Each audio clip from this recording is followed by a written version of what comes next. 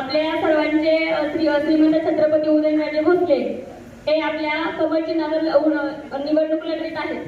आपण सर्वांनी त्यांना खंबीरपणे साथ द्यायची आहे. आज आपल्याला नरेंद्र मोदीजींना पुन्हा एकदा पंतप्रधान बनवायचे आहे. आज तुम्ही महिलांना सगळ्यांना मी सांगू इच्छिते की घरोघरी आपल्याला उज्ज्वला गॅसची योजना असू दे की जी घरोघरी पोहोचल्यामुळं आपल्या महिलांच्या धुरापासून मुक्तता झालेली आहे.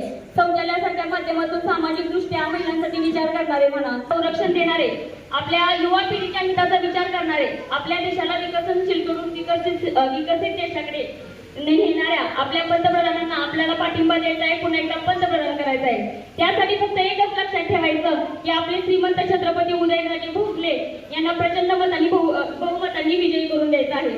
आज आपले राज्य काय म्हणायचं, आज जो प्रश्न कुठं सुटत नसेल तर तो प्रश्न कुठं सुटतो तर फक्त उदयन महाराज. आज लोकहितासाठी, लोककल्याणासाठी, लोककल्याणाच्या हक्काचे एखादं व्यासपीठ असेल तर ते म्हणजे उदयन महाराज. अन्यायाला वाचा फोडणारे म्हणजे उदयन महाराज. आज आपण सगळ्यांनी त्यांच्या पाठीमागे खंबीरपणे उभं राहायचं आहे. आणि राणी साहेबांना मी या कार्यक्रमाच्या मनात आणलं की महिला काहीही करू शकते ही माझी खात्री, तुमची पण खात्री. तुम्हाला सगळ्यांना मनामन मी शुभेच्छा देते आणि थांबते. धन्यवाद. जय हिंद, जय महाराष्ट्र.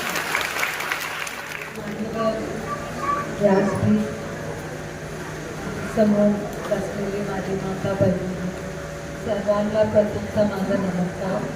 आणि मी खूप आभारी आहे की तुम्ही माझ्यासाठी एकत्र आला, उदयनराजेसाठी एकत्र इथे आला आणि आम्हाला वेळ दिला. ऐकू येतं? माझं एक मोठं प्रश्न मला नेहमी असतं की हे राजकीय पातळीवर मला काय बोलायला पाहिजे. हे भाजपचे आणि जिल्हा परिषद अध्यक्ष की कोण नगरसेवक असते ती सगळे राजनीतीमध्ये असतात ना. आणि तर मला असं वाटतं की भाजपसाठी तुम्ही सांगितलं, यांनी पण सांगितलं, उदयनराजेसाठी पण सांगितलं, पण मुझे ऐसे लगता है कि शायद मैं उनको एक अलग तरीके से भी जानती हूँ जो मैं आपको बता सकती हूँ.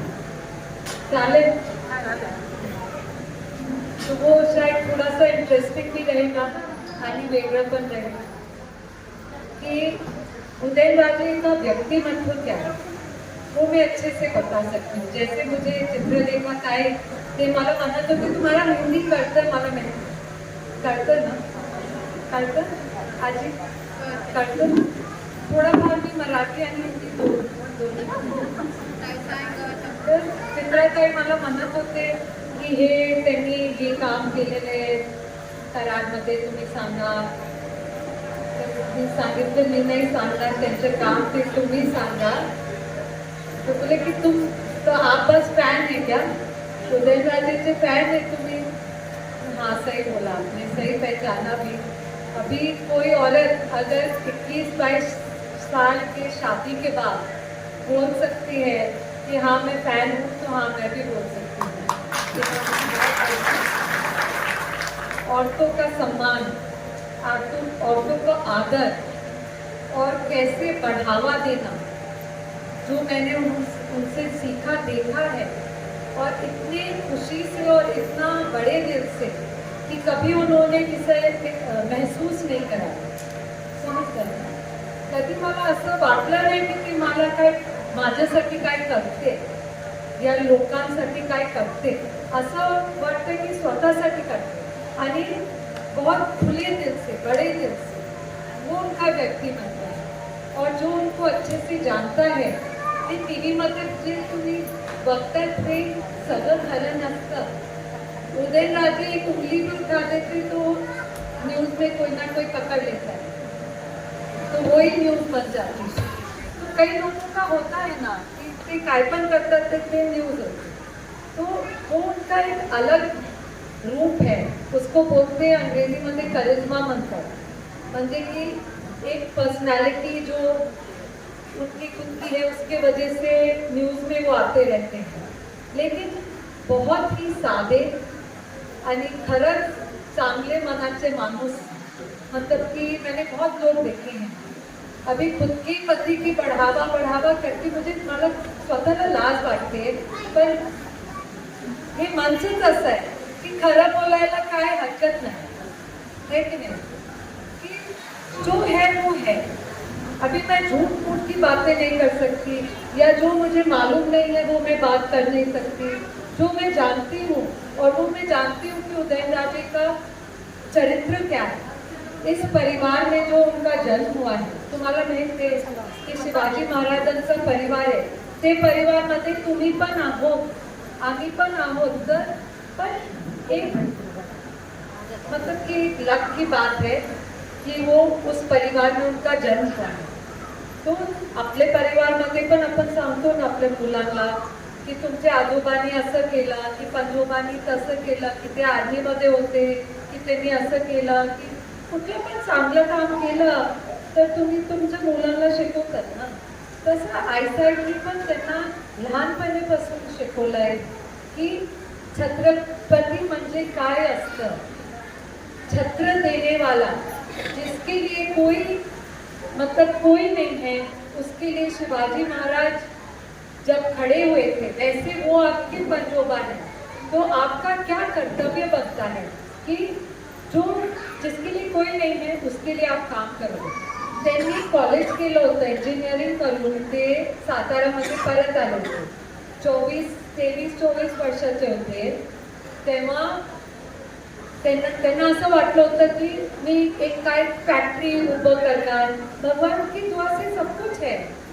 तो त्यांनी असं मास्तरने सांगितलं नाही, फॅक्टरी हे तुमचं काम नाही आहे, लोकांसाठी तुम्ही काम करा, ते तुमचं म्हणजे की एक तुमची कर्तव्य, तुमचं कर्तव्य आहे। तर असं तेव्हा थोडंसं रडले पण होते।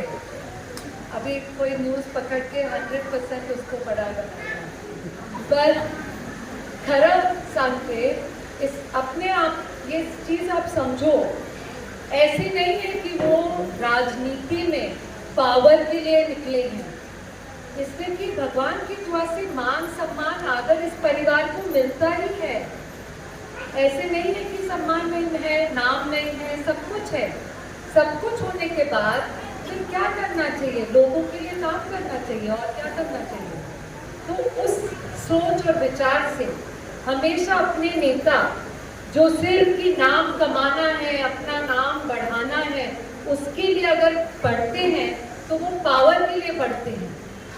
अगर लोगों के काम के लिए बढ़ते हैं तो उसका आपको समझना चाहिए व्यक्तिमत्व।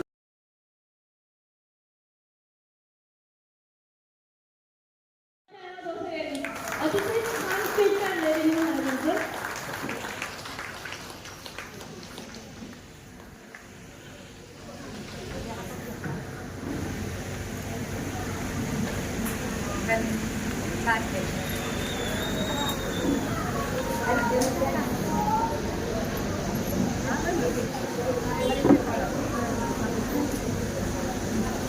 तर महायुतीचे उमेदवार श्रीमंत छत्रपती उदयन